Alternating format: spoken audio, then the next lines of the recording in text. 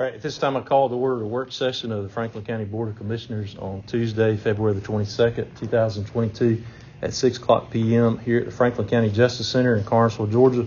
We note for the record that we have all 5 commissioners present for tonight's meeting, so welcome everyone. Thank you for joining us. In light of the ongoing public health crisis, we continue to respectfully ask that everyone follow social distancing guidelines and wear a mask if you feel it's appropriate. This time we're going to have an invocation, and then we ask that you remain standing for the pledge. Please stand. Thank you. Father, we thank you for this opportunity to come together once again and meet. Help us to always have in mind the best interests of the citizens of Franklin County and make wise decisions for the county and its people. In Jesus' name we pray. Amen. I pledge allegiance to the flag of the United States of America and to the republic for which it stands, one nation, under God, indivisible, with liberty and justice for all. Thank you. Next item on the agenda is the approval of the meeting agenda. So at this time, is there a motion to approve the agenda as presented? Make a motion that we approve the agenda as presented, Mr. Chairman. All right, thank you. Commissioner Wester has made the motion to approve the agenda as presented. Is there a second? I second. Okay. Thank you. Commissioner Franklin has seconded the motion. Is there any discussion? Hearing none, all in favor of the motion to approve the agenda as presented, signify by raising your right hand. All opposed, same sign. The motion will carry 4-0, and tonight's agenda is approved as presented. At this time, we're going to open the meeting for public comment, and during this portion of the meeting, any member of the public can speak on any topic of concern they would like to address the board. Each person has up to 5 minutes to make your comments. If you have questions, we're going to ask you to give those in writing to the clerk, and someone will reach out to you in the next few days and try to answer those questions. Each person will have 5 minutes, and we just ask everyone to be respectful when others are speaking. So does anyone want to make a public comment? Come on up. And please give your name and address to the clerk. Dave Dorsa, 95 Stillwater. I was asked collectively from my neighborhood to come and speak. We had written something up, but I thought it was a little tough in verbiage. The reason why I'm before you guys tonight is that there's an ongoing problem of abandoned houses in our neighborhood, and it's breeding rats, mice, mosquitoes. It's the drugs moving into the neighborhood. Can I approach? I took documented with pictures. Thank you. I'll pass those on. So start those with Robert. I felt that what was written up was a little harsh, and didn't want to blindside the committee, and maybe start a process of being proactive in the community to deal with some of this. My neighborhood, there's a mix of young children and elderly people. And when I was driving by with my neighbor taking these pictures, some of these places are so set back and overgrown. If someone on drugs or unwell person were to drag a young child or an elderly person back there, you're not going to find them for days, if ever. Our subdivision, there's one way in, one way out, and the amount of traffic is incredible. Myself and 6 other neighbors had spent hundreds of dollars in security video cameras, and we record all kinds of nefarious activity, and it's frustrating. We call Franklin County, and I do believe that they try to do their best, but I think that I'm in Dunlog, and I think we're right in the middle of a transition where a lot of these properties are getting bought up and built up in a good way, but it's the other side of the tracks, if you will, is so neglected. And when people in the neighborhood voice their concern, I think that the feeling of being dismissed is the biggest feeling. So I think bringing this to your attention, I personally asked for the town charter to find out, what the commissioners are responsible for and so forth. And it took a while to get that, and actually, I actually couldn't get a copy from the county, but I actually had to get in touch with Alan Powell, the 32nd district representative, and that was like a photocopy from, off a printer. So the frustration level where I live is high. I'm not trying to, I'm not trying to be like, a speed bump. We're trying to be proactive, but I think we need some help from the town, looking at these buildings. There's properties, houses that people are living in with no water, no electricity, no windows, no front doors. They're using a drywall bucket for a bathroom. They're using the lake as a bathtub. It's frustrating, and the zombie-like activity at 3:30 in the morning that set off your security cameras and your lights. It's aggravating, and to be dismissed by the police department by, I had called once and they said that the people were dropping off Campbell soup at 3:30 in the morning. That was my answer from the dispatcher. So this whole thing is snowballing to a point that I think that the commissioners need to look at doing something, whether knocking down these properties, taxing the homeowners, into making them. I know where I'm from, if you have a swimming pool, you have to have a fence around it because it's a visual liability. And I don't see any difference between these properties here. So, I'm kind of talking circular, but I'm asking myself and my neighborhood for the commissioners to start looking at this the liability for the county. Thank you. We'll certainly do that. Thank you. And we have that address, so if we can report that to the sheriff also and have them to take a look at that to make sure that, and the marshal to see if there are any things they can start working on. All right. Thank you, Mr. Dorsey. Thank you. Next item on the agenda is a personnel report from. Oh, I'm sorry. Does anyone else want to make a public comment? I didn't want to push anybody off. Anyone? Okay. All right. The next item on the agenda is a personnel report from the county manager. Mr. Turner, do you have anything to report to us tonight? Yeah. So in your packet, I think the next 3 pages after the agenda, you'll kind of see a couple of reports that we're able to generate now. Just some things that might be useful in terms of personnel and decision making that might be more helpful to us. Just kind of walking through these just a little bit real briefly.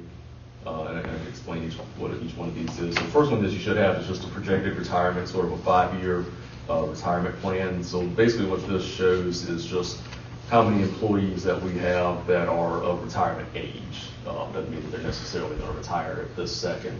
But from what you kind of see with that, people that are under 1 year being able to retire, 16 people, 1 to 2 years to be able to retire.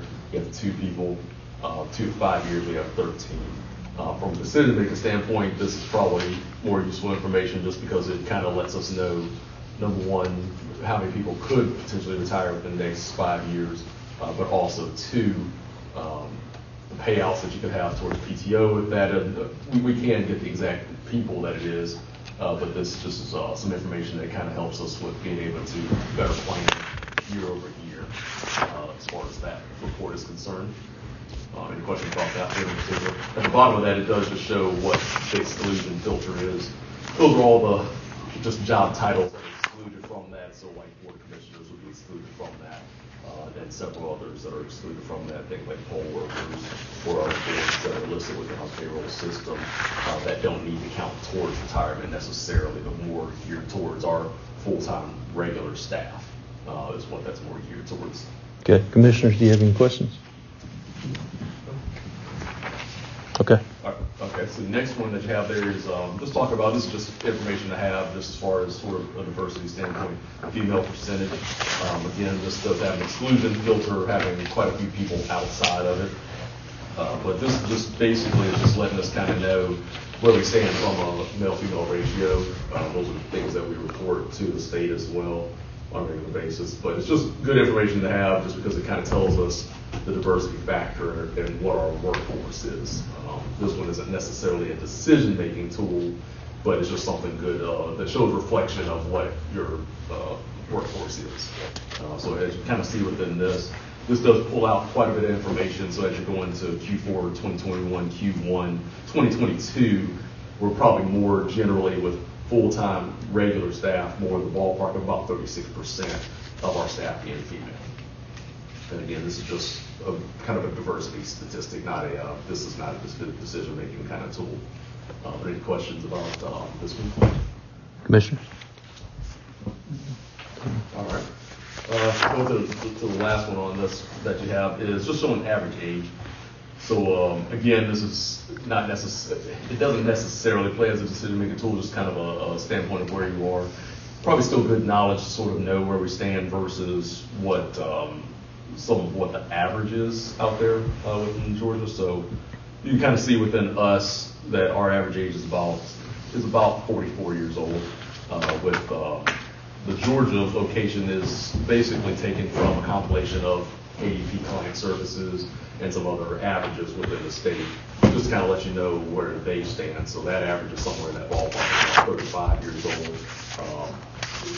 This could be a good statistic just so that you kind of know where your hiring is. It just kind of tells you exactly. Of course, you can't age discriminate for anybody over 40, but it just kind of tells us what our average age is, kind of versus maybe the rest of the state to some degree. So being just a little bit older, it's not necessarily a good or bad thing. It doesn't necessarily make it a good or bad thing, but it just kind of lets you know where you stand. Really just 3 reports that we can generate that are in some way decision-making tools, but also they give you a picture into the diversity of the staff, and also just your age of the staff, your average age of the staff, just so you kind of know what that is there. Of course, as we get retirements within that 2 to 5 year window, that potentially then does change the average age of the overall staff.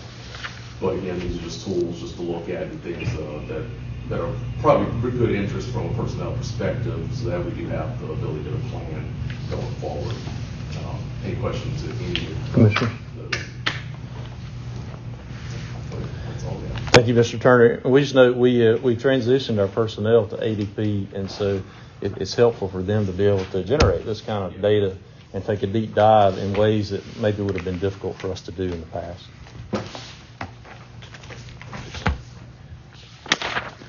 All right, the next item on the agenda is 6A, blight ordinance. We've been discussing blight in the past, particularly in the last meeting, and also in conjunction with litter along the roadways. But in 2002, Georgia voters approved a constitutional amendment that allows counties and municipalities to establish a tax incentive program to encourage property owners to remediate or redevelop blighted properties. And this program is called the Community Redevelopment Tax Incentive Program. And it basically establishes a blight tax by allowing local governments to charge a higher tax rate for properties that have been declared blighted. Now, there are some restrictions. So, for example, if you have a primary residence, that can't be taxed under this program. And there has to be clear standards for what constitutes blighted property. There has to be a process for declaring probably through magistrate court that a property is blighted. And then the owner has to have due process, and then there has to be a way for the property owner to get off the blighted designation. So I want us to discuss that along with a couple of other things. Number one, we talked about the issue with litter along the roadsides. I'd like for us to look at raising the litter fines and posting that. And that may be more psychological, but maybe to help discourage people from littering. On the advice of our attorney, we need to look at whether or not we can empower our marshal to issue fines at the point of citation rather than get citations caught up in the backlog of magistrate court. And it may be that for some lower level offenses, he could write a citation and fine them on the spot. But we need our attorney's advice on that, but that's something we need to look at. Some cities in the past, I was talking to Mr. Turner, have implemented a program where they publicly list the top blighted properties in the county or the municipality. And if this is legal and this is something we can do in conjunction with a tax, with a blight tax, we could post property as another way just to encourage property owners. You need to get your property cleaned up. So let's open this up for discussion as far as the blight tax, and then move on with each of those items. The one piece, I'm sorry. You would. The one piece you mentioned, it can't be their primary residence. So Right. it would have to be like a second home, vacation home, something Right. like that. Mhm. Which I would be interested in knowing, you mentioning the Gumlog area, of those properties, I would be interested in knowing how many of those people consider those their primary residence versus, And that is something Secondary. we'd have to have a clear process because people could probably manipulate that. So there'd have to be clear standards for them to prove, this is because some of them may claim that, when in actuality they live hundreds of miles away. But that's something we'd have to have our attorney's advice on how to structure this. And going along with that, everybody's opinion of blight is different, and so there has to be a clear and concise definition of what a blighted property is. And so every property may not meet that definition, but this would give us a way to begin to attack that in a meaningful way. Mr. Turner, do you have some thoughts about that? Yeah, so to answer that question of determining whether it's the primary, usually the simple way is by the homestead exemption, because that's going to be claimed on just your primary.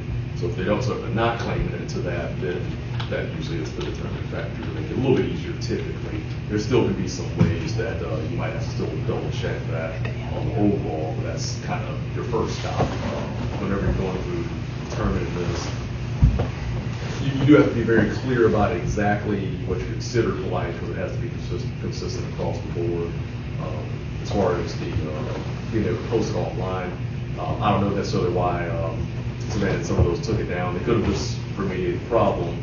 It's possible. This was several years ago whenever they first had that up back in 2017, I believe, or 2016, 2017. So it's been a pretty good amount of time since they instituted this, so there could have been an opportunity that they fixed most of their issues within that downtown area.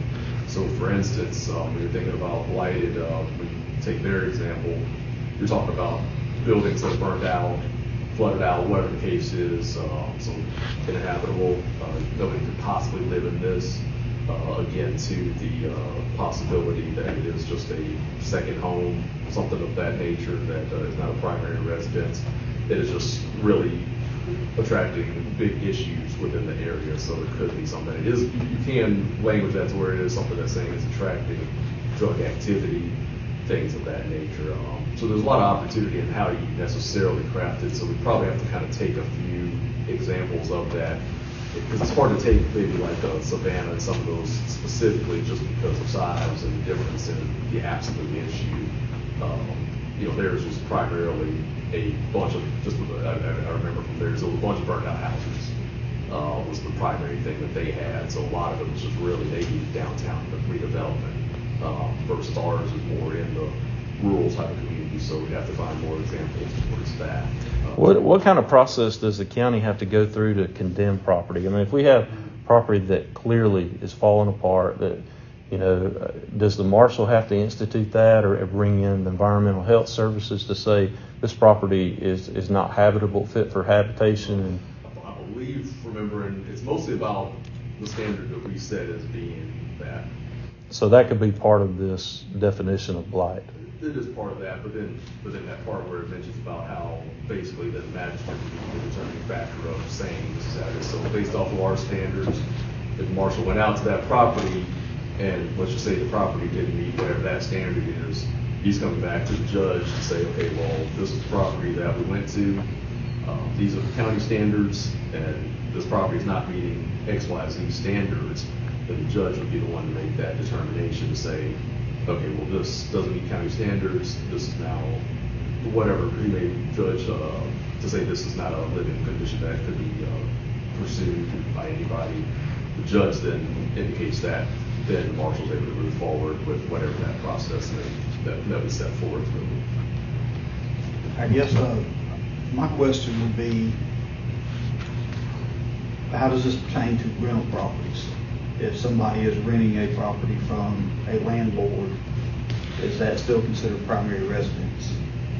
They're not the owner of the property.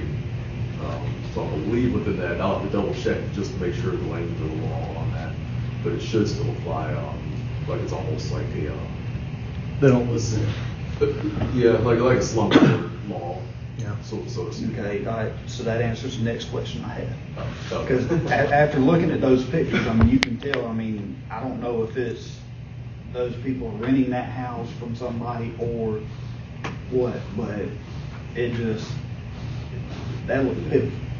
And there's usually enough cross-referencing, so whether it be homestead, the water bill, there's a few ways to be able to cross-reference that to see who's living there this second versus maybe who the owner is. So you have some ways you can kind of figure that out. Okay, yeah, because You know. some of those pictures, I mean, that's, yeah, I can see why everybody's upset about having to drive past that. Are there local standards that can be enforced that say, you know, if a home is being occupied, there has to be water service, heat available? I mean, if people are living there and there's no water service there and no heat, can the county take action on that? And what can we do? That one, I don't know if we have anything in place. Well, there is underneath the International Property Maintenance Code, which I know Franklin County has adopted, and that's part of the state building code. If a house does not have water, it's uninhabitable. If a house does not have electricity, it's uninhabitable.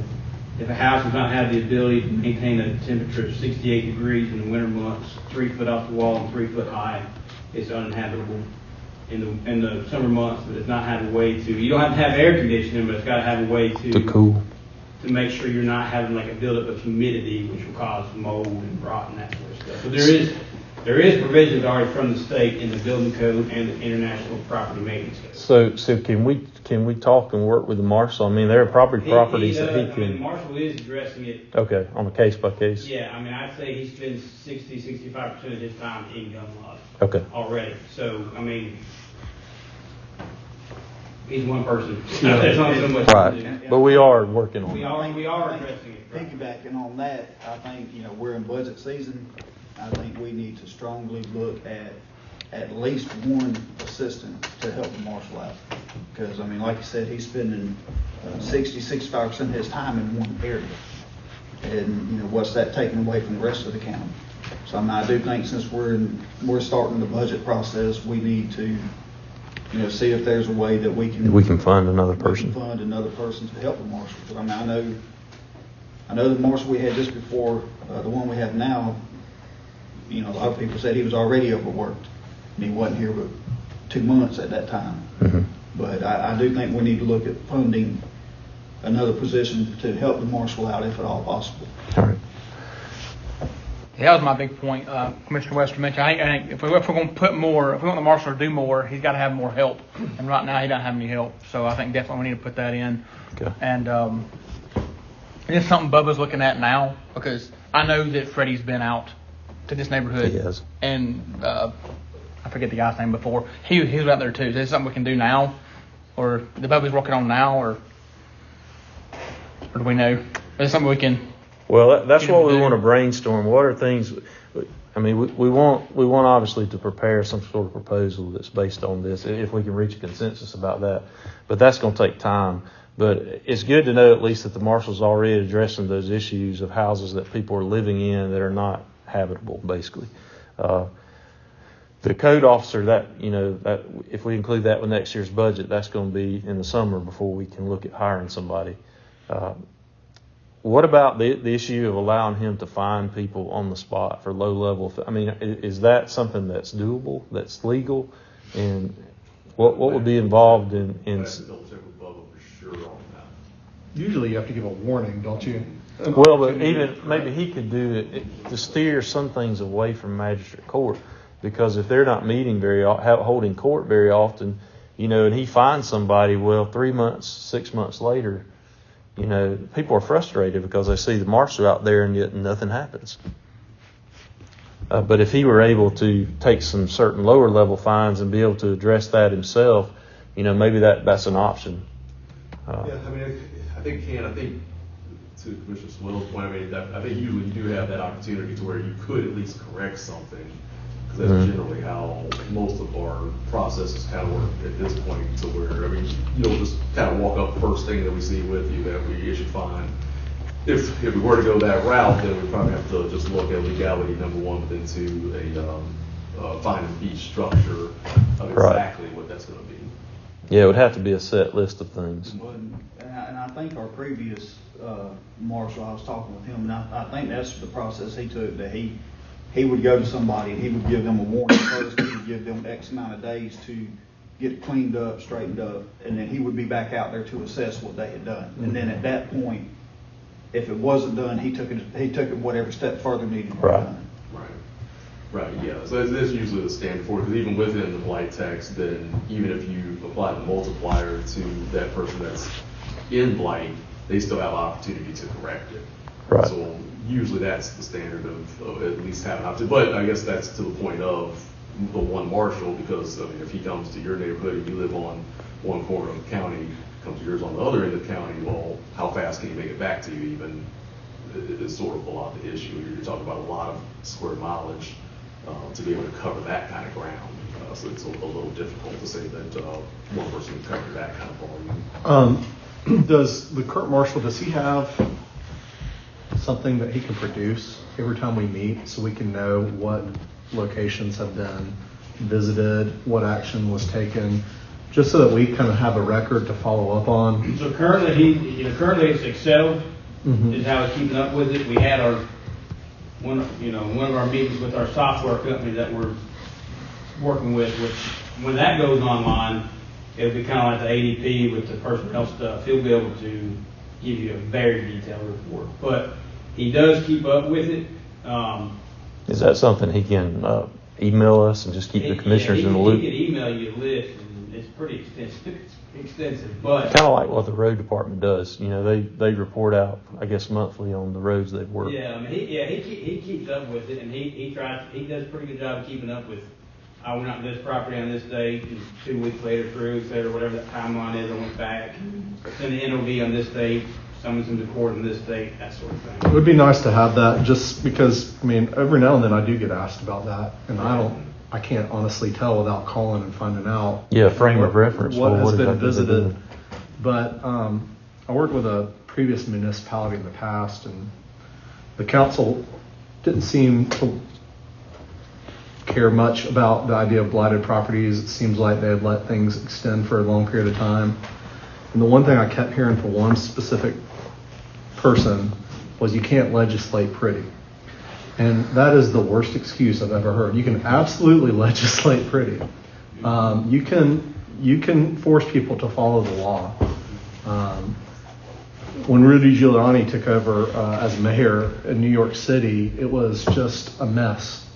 And not to get political, but he had a specific thing. It was the no glass breakage law. They enacted it. If you had a broken window, you had to replace it. If you didn't, you started getting fines. If you didn't, fix up your facade or whatever, until people started fixing up their buildings finally, and it turned around Times Square.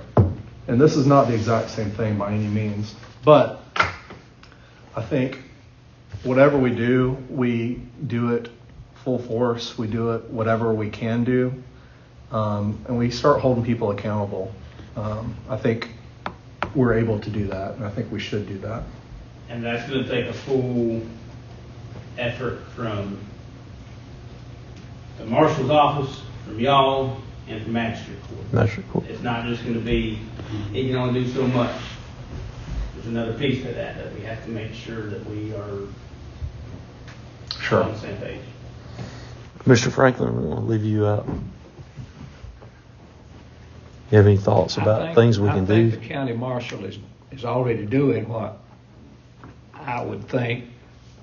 He goes out and he gives them 30 days, and he goes back 31st day, and if they hadn't done nothing he recommended, there need to be some action to it. All right, so some of the things we said, we want to come up with a proposal for a blight tax. Maybe explore the idea of whether or not the marshal can give fines Whether he does a warning first and then fines them for lower level citations, maybe as a step to keeping it from backlogging magistrate court. Whether or not we can post a list of properties that we designated blighted, and that would come under the blight ordinance.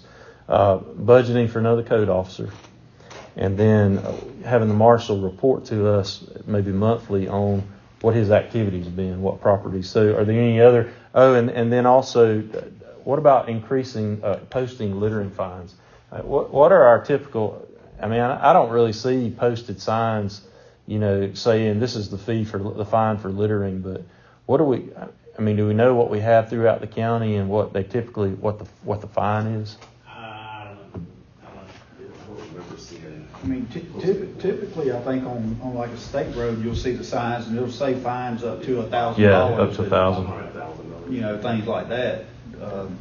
And that's probably for a state road, but maybe we could look at posting, see what the legal limit is, what kind of fines we can charge, and maybe that's something we have to pass as an ordinance, or maybe somewhere along the way we already have, but maybe start posting those just to let people know we're watching that. Is everybody kind of in agreement with those things? There's one thing that comes to my mind about some of these places where people live is these pitiful kids that have to put up. It's not the kids' problem, it's mom and daddy's problem. The place just trashed out. And I feel for those kids that live there. It becomes a generational issue. It's awful. I got confronted today about a house in Carnesville. And I said, ma'am, the city has to take care of that issue. I said, thank God the Board of Commissioners don't have to deal with that in Carnesville. So I told her who to go talk to. Well, in certain areas, of the county, it is a real issue, Gumlog being one, but there are other areas too. So what kind of time frame do we want some sort of proposal brought forward by staff? They can't do this overnight, but within the next 1 to 2 months. We need something concrete that we can, and Derek's going to have to consult with our attorney about a lot of these issues, but he can help us. We can pull some other ordinances. We can get that stuff pretty quick from just surrounding areas. Or try to find some comparable areas, more like just so that it's a little bit more apples to apple.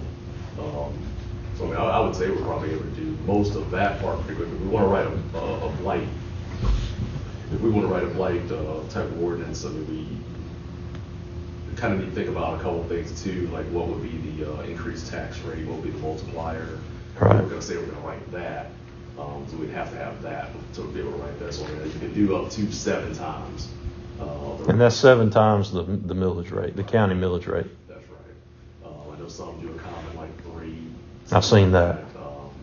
I guess as you're kind of thinking about that, if you want to pass that, the thing to remember too is it can disproportionately affect some of the lower income homes or households. To say if you work at like a 7-time multiplier, can be difficult for some of those. So that's the other side of it, is that if they are just legitimately not able to fix up their house or whatever the case is, then. But that might be a primary residence, which they wouldn't be affected by it anyway. Could be. So that's just the other side of the coin to have to think. So by our April regular board meeting, could we have a proposal of something to look at? Yeah, I think so. Okay. Is everybody in agreement with that? I know we have the community cleanup initiative that y'all have started also, and that's going to be the 11th of March. March 12th, Freetown. The 12th? That's right. As much as we can do to publicize that, I think that helps a lot of people that don't have $100 to take their stuff to the dump. You think that's kind of silly to think about, but there are people that don't have $100 to take all their stuff to the dump. So that's one initiative I'm glad that we started, because that could be beneficial. And we're going to do that twice a year from here on out. So we did it last fall. So we're looking at maybe spring and fall of each year. Yeah, so March, and then probably like March, September, we'll just have to work with roads just to make sure we're accommodating their schedule.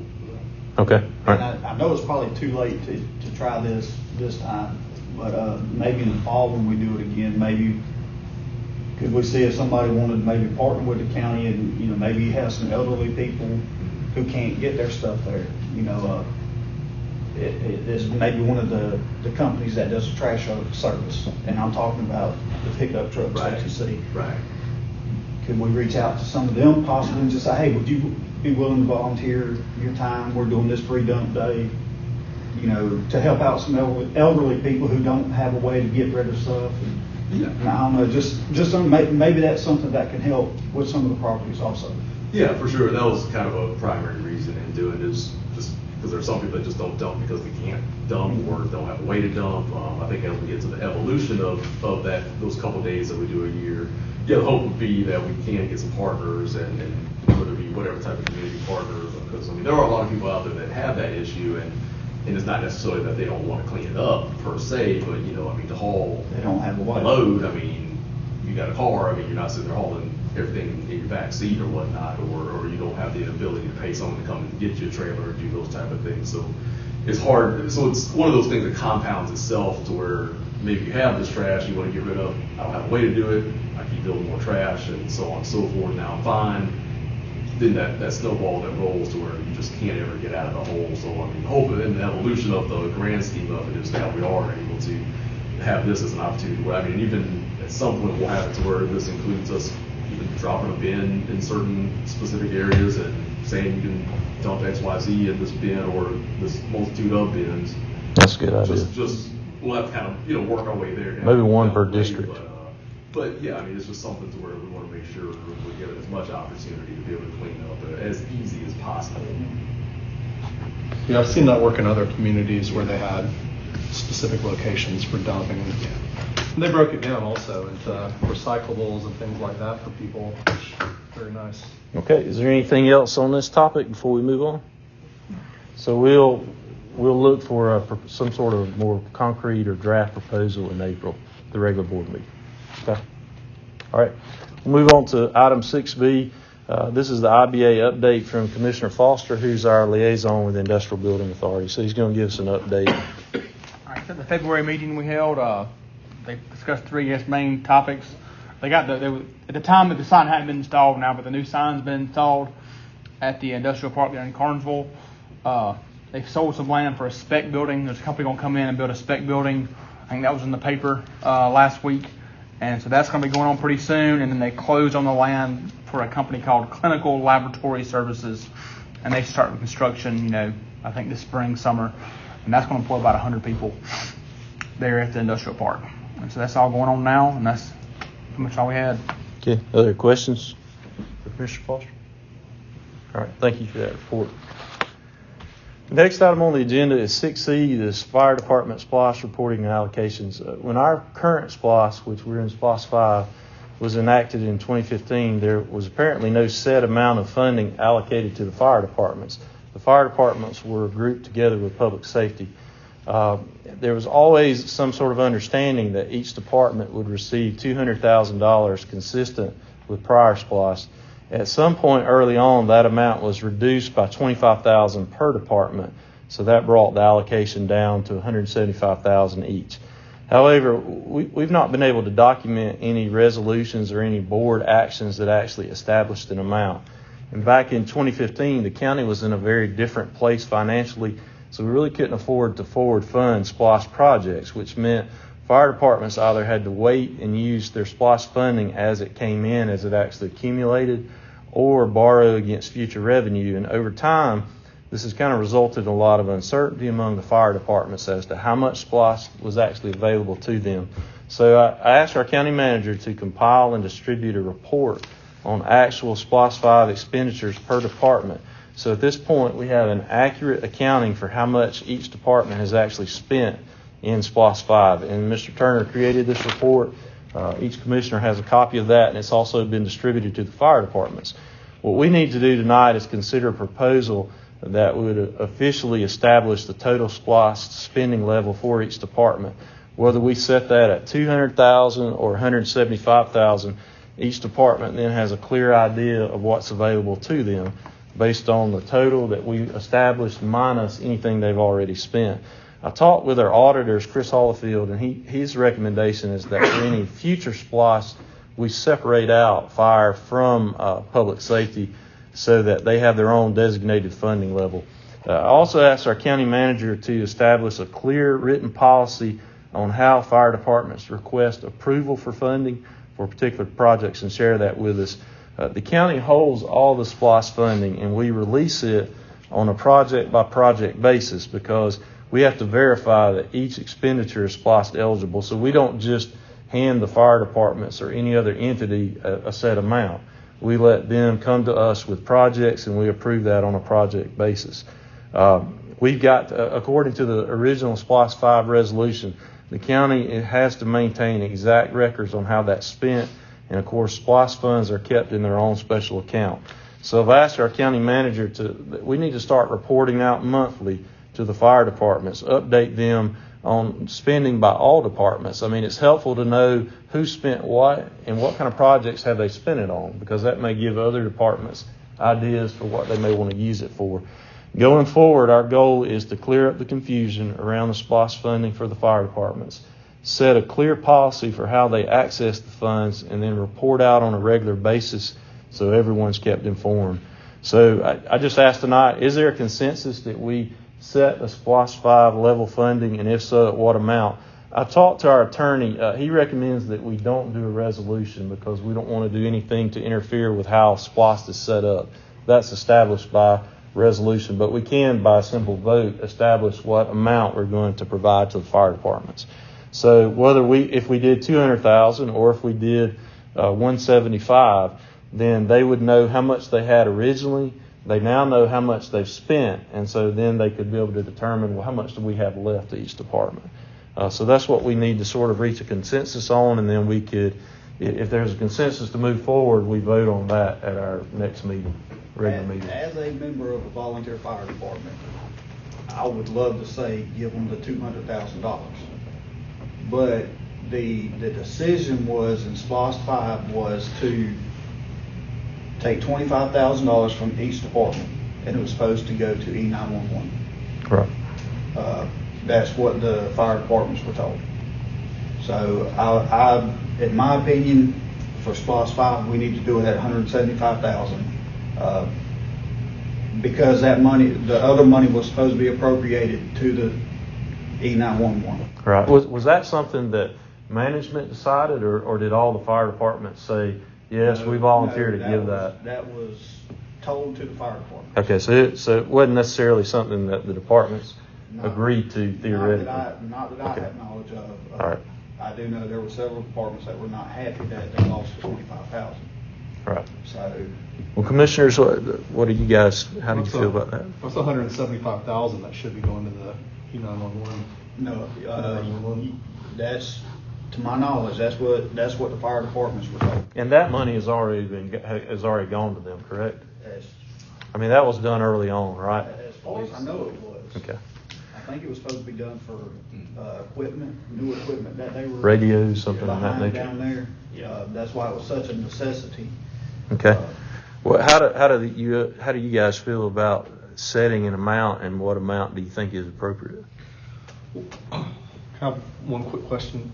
You said that was specifically for immediate need that they had at that time. That's what we were told as fire departments. So is there a continuing need, do you think, to fund $175,000 for that? I don't know. I can't. I think we need to answer find that out before that we- was, Well, it's already been taken away. So if we set it at 175, we've already accounted for that amount that goes to. I mean, it's not like we would be taken away from them.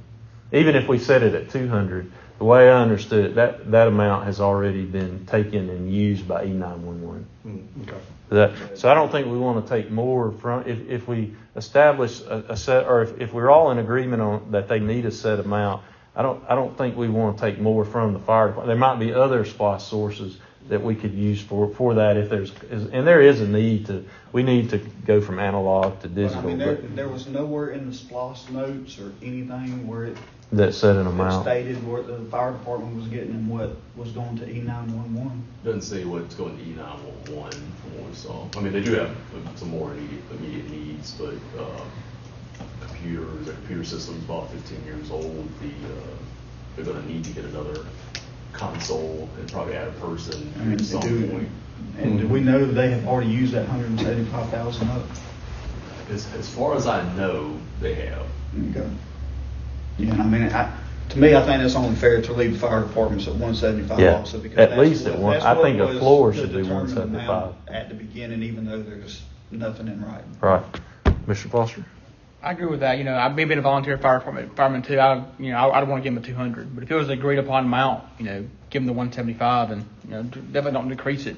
When this was voted on, was it all in one lump sum for public service, or was it 200,000? It was fire. It's listed in the SPLOST resolution as fire and public safety, or actually it's public safety, but fire is lumped in with that. So there's no designated amount specifically for fire. And what our auditors have recommended is that in the future, when we do another SPLOST, if we do another SPLOST, that we pull out and separate fire from public safety so that it's clear exactly how much they get.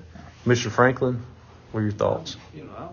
I'm for, having it clear, like you're talking about. Mm-hmm. I mean, I sort of like to know what I'm going to be making, Right. So I don't see that being any different, Is there a consensus that we vote on an amount at our regular March meeting? We have some time. We don't meet next week. We have some time to think about the amount. Just for SPLOST 5. Just for SPLOST 5, that's right. And that way, we know now how much exactly each department has spent. And no department has gone over, to my knowledge, if I looked at that right, over 175. There have been a couple that have spent a lot, but the majority of them have not spent much. Two that have spent some significant Right. money.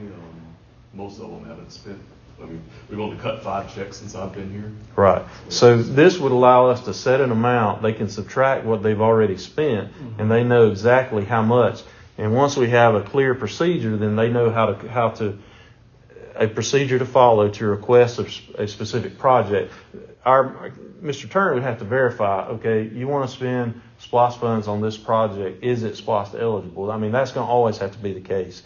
They just need a procedure. It seems like there's a lot of confusion. Well, we don't know how much we have. We don't know how to access that, because there's been a long time since 2015, and there's a change in rules, there's a change in management, and there's just a lot of uncertainty. And this would help clear that up. So is there a consensus that we put this on the agenda for our March meeting? We don't actually meet next Monday because of the way the calendar falls. We won't meet till March the 7th. So is there a consensus to do that? And we can, in the meantime, think about, if we want it to be 175. And we can double check with all the fire departments. I know that's what we discussed, that we were told at our fire department. And I've talked to various ones, and it seems like the understanding was always that it was 200,000, and then each department gave 25,000, and so that brought the total to 175 per department. From my understanding, and once again, I was not in there. This is relayed information Right. from ones that attended the association meeting, but it was with the understanding that at the following SPLOST it would go back up to 200,000. Right. And this would only be for the remainder of SPLOST 5. Yeah. Okay. All right. Well, let's do that then. We'll put this on the agenda for our March regular meeting and consider setting a specific level. All right. The next item on the agenda is 6D, executive session for property acquisition. So at this time, is there a motion to enter executive session to discuss property acquisition? I'll make the motion to enter executive session to discuss property acquisition. Okay, thank you. Commissioner Foster's made the motion that we enter into executive session for the purpose of discussing property acquisition. Is there a second to the motion? I'll second. Okay, thank you. Commissioner Swells has seconded the motion. Any discussion?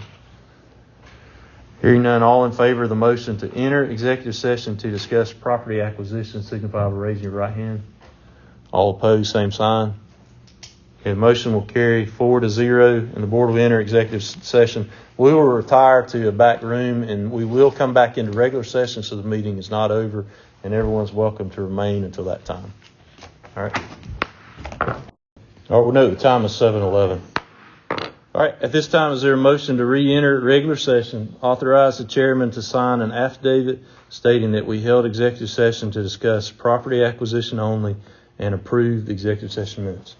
I make a motion that we exit the executive session where we discuss property acquisition, and we give the chairman permission to sign the affidavit for the minutes of executive session where we discuss land acquisition, and enter into our regular session. Okay. All right. Is there a second to this motion? Thank you, Commissioner Wilson. All right. Thank you, Commissioner Swells. Second the motion. So all in favor, motion to re-enter regular session, authorize chairman to sign an affidavit stating we held executive session to discuss property acquisition only and approve the executive session minutes, signify by raising your right hand. All opposed, same sign. Motion will carry 4-0, and we re-enter regular session. We'll sign, authorize the chairman to sign the affidavit, and the executive session minutes are approved. Next item on the agenda is the manager's reports. Mr. Turner. First thing is talk about just the fire service contract. We talked about this a couple this periods in the email, and we've talked to the fire association.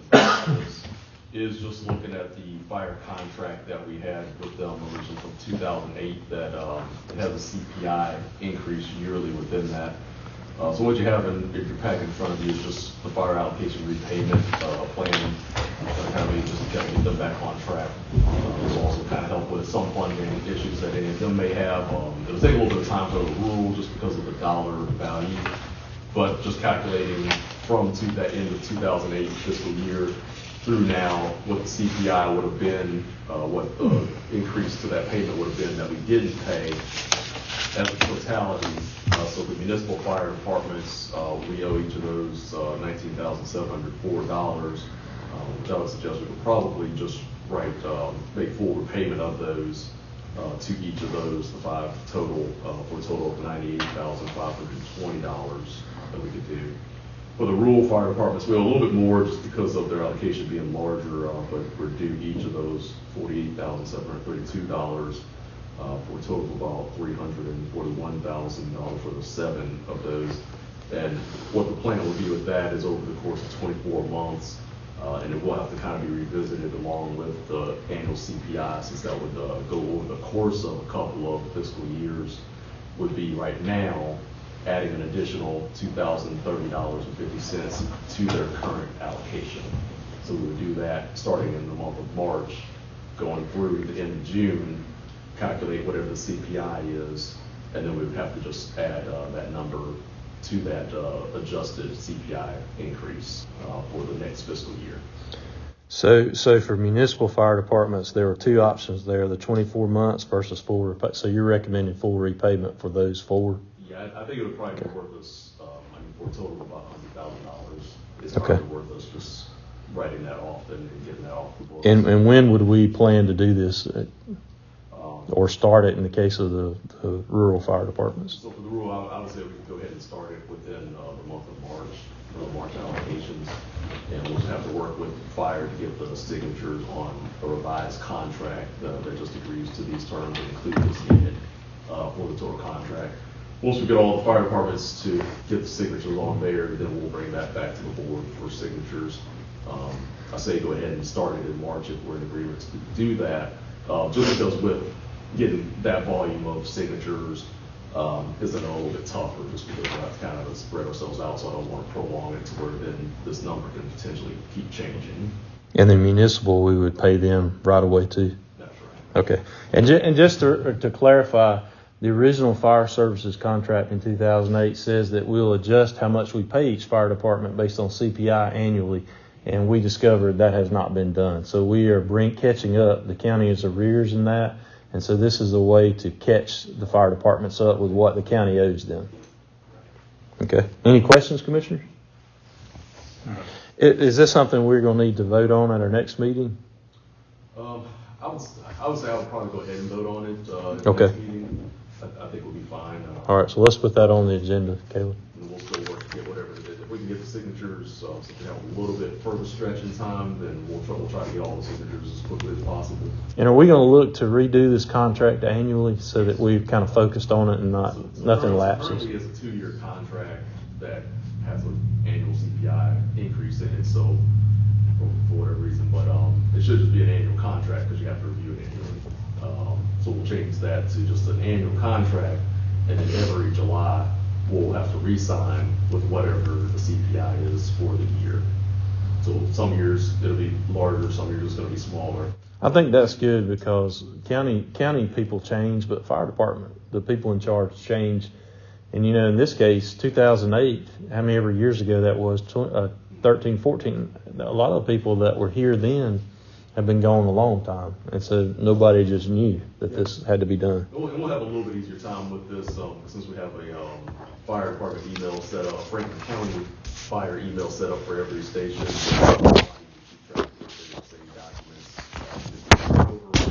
Talking about doing is resetting passwords.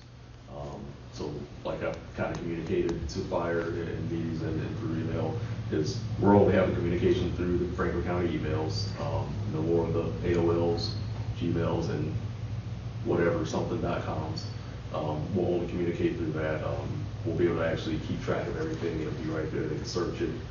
So feedback's been good to having that because it's a lot easier, because if it's in your personal email and you're gone, well, you might or might not get the information back to us.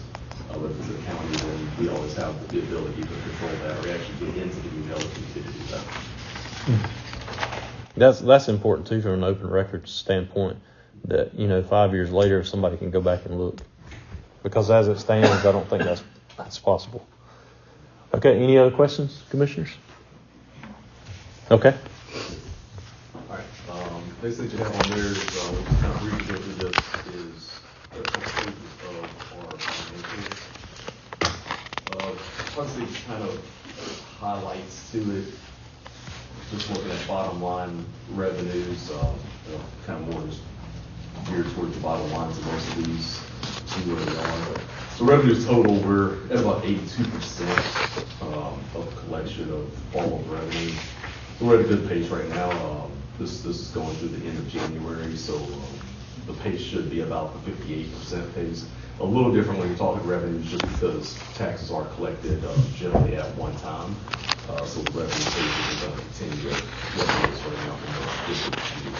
But we are still at 82% revenues collected. So that means we're still at a really good pace for where we need to be and continuing to collect. As far as expenditures, you can see it listed by department exactly what that is.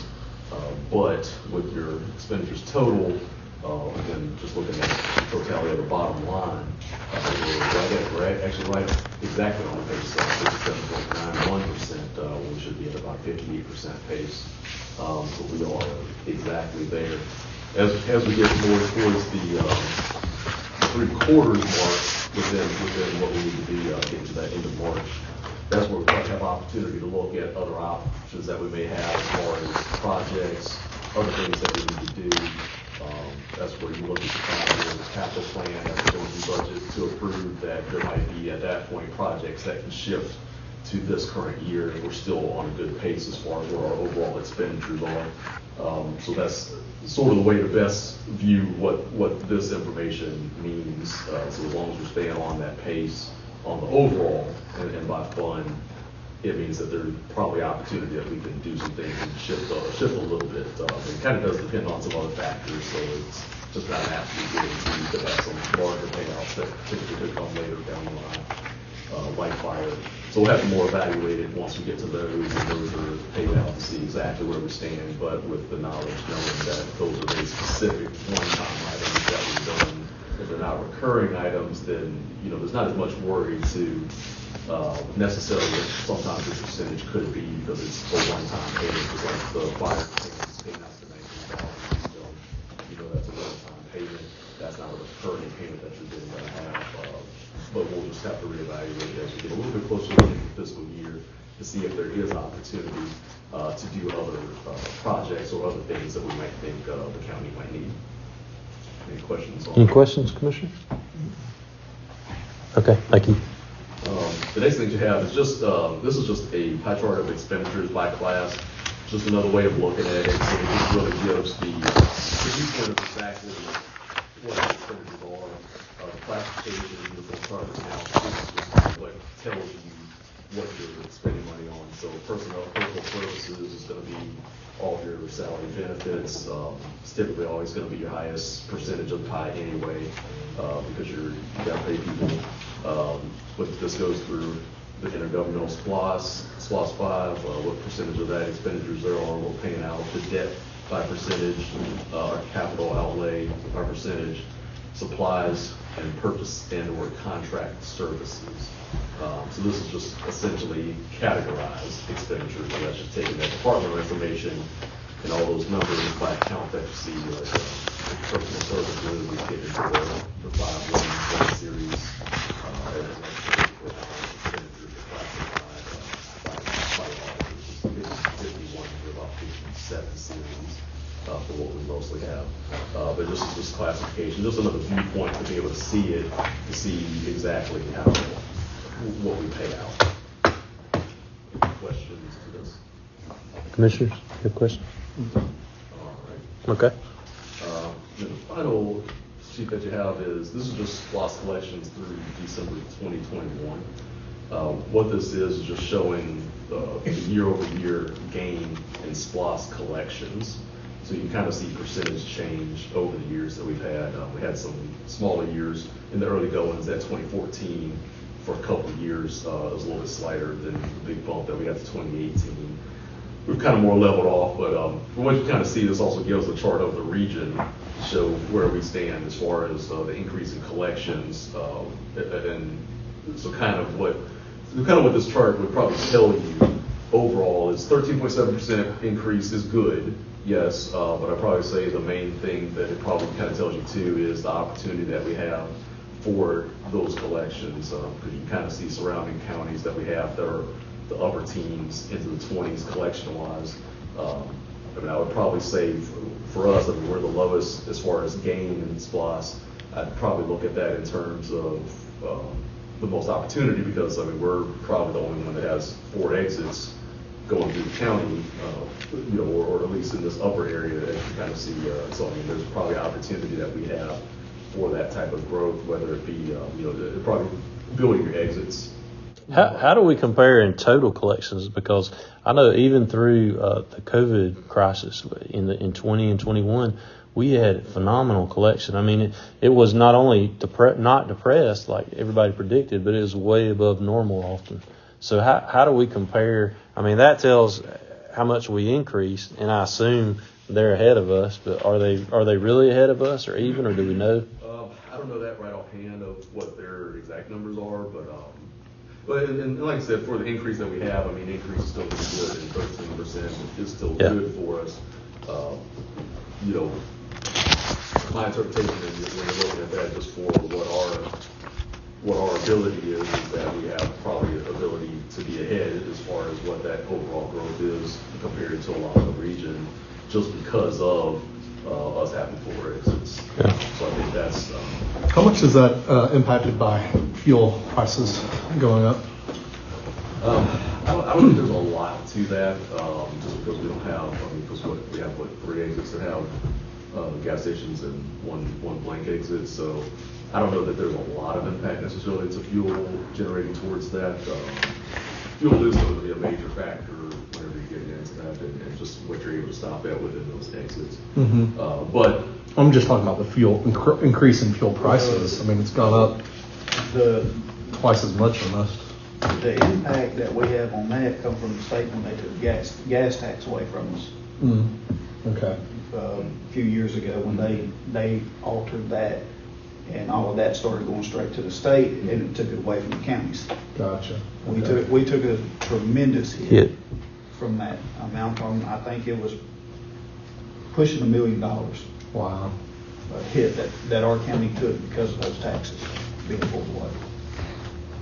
But overall, we're still in good shape. So we're still growing. This number's still growing. You're going to have some ebb and flows where you're going to have some double-digit years. You still could have some slower years. It's always possible. A lot factors into when you're going into SPLOST of what people are doing. This just kind of builds off of their habits. So there's a lot of factors that play into it that can dictate what that is. But I mean, we have consistent growth over the last several years.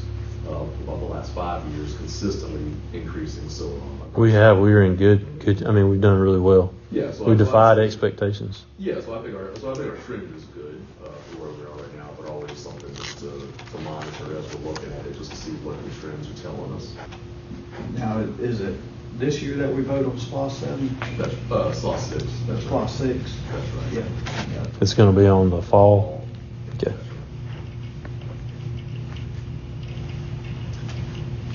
Any other questions? Any questions, Commissioner? We appreciate the reporting. Sometimes this takes several days to digest it all, but we appreciate that very much. Yeah, this is the only question. Okay. All right. Okay. All right. The next item on the agenda is announcements. Do you have any announcements? Yeah, we talked about it before. We just saw free dump day. So it'll be March 12th from 8 to 12. So again, we just encourage all the citizens to be able to come out. Again, we'll do this twice a year, and we'll continue to expand the way we're doing this as much as humanly possible, just to give that opportunity to, like we talked about earlier, just cleaning up the county. So things that we can implement and different programs we can look at doing. We're open to doing them. We aren't going to kind of go too crazy with how we're doing stuff because, we do have staff responsibilities in other areas. So as much as we can accommodate any of that type of programming, we'll do that. That's it. Okay. This is just a reminder. We talked about this a while ago. Our next meeting for the regular meeting for March is going to be on March the 7th. So that's not next Monday, but the following Monday. That's just how the calendar falls. It fell the same way in January and in February. We also have a public hearing on that day, I believe. Is that right, Scott? We do. So we'll start at 5:30 on March the 7th. So be prepared for that. And also, everybody hang around. There's some documents that we all need to sign before we leave tonight. Mr. Wester, do you have anything? Just one thing for us to think of. I had a citizen talking with me last night, and he was asking about a light pollution ordinance.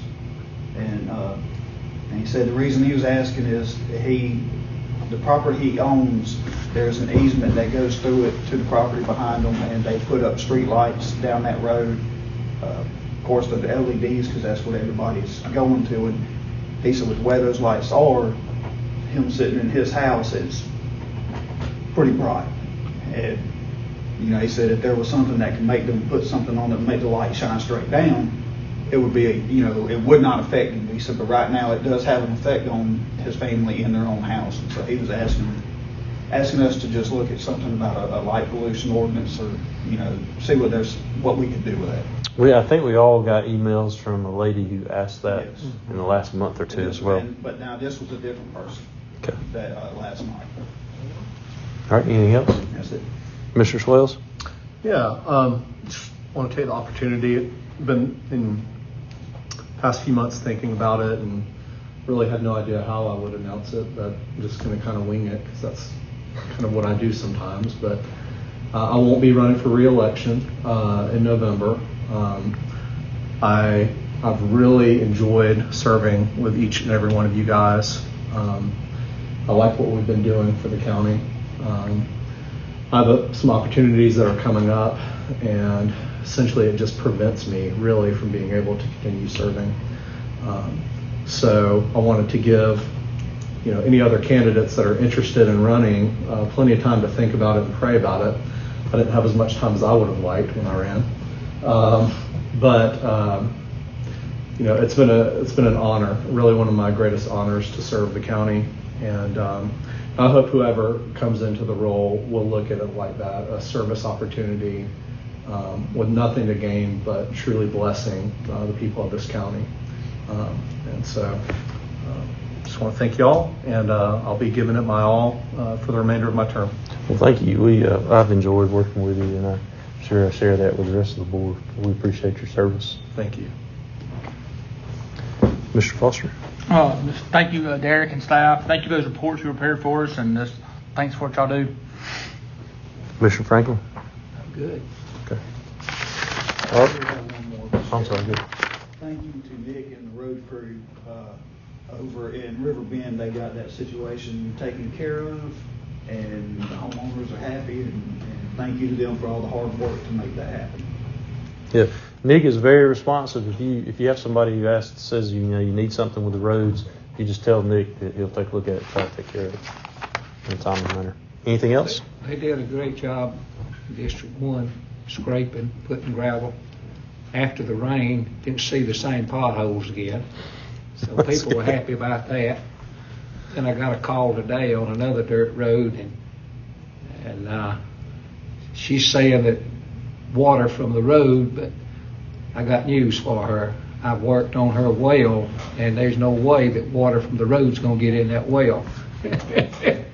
So please, don't put that in the paper. All right, anything else? All right, this time is there a motion to adjourn? Motion to adjourn, Mr. Chairman. All right, thank you. Commissioner Wester's made a motion to adjourn. Is there a second? I'll second. All right, thank you. Commissioner Foster seconded the motion. All in favor, signify by raising your right hand. All opposed, same sign. The motion carries 4-0, and we stand adjourned. Thank you, everyone.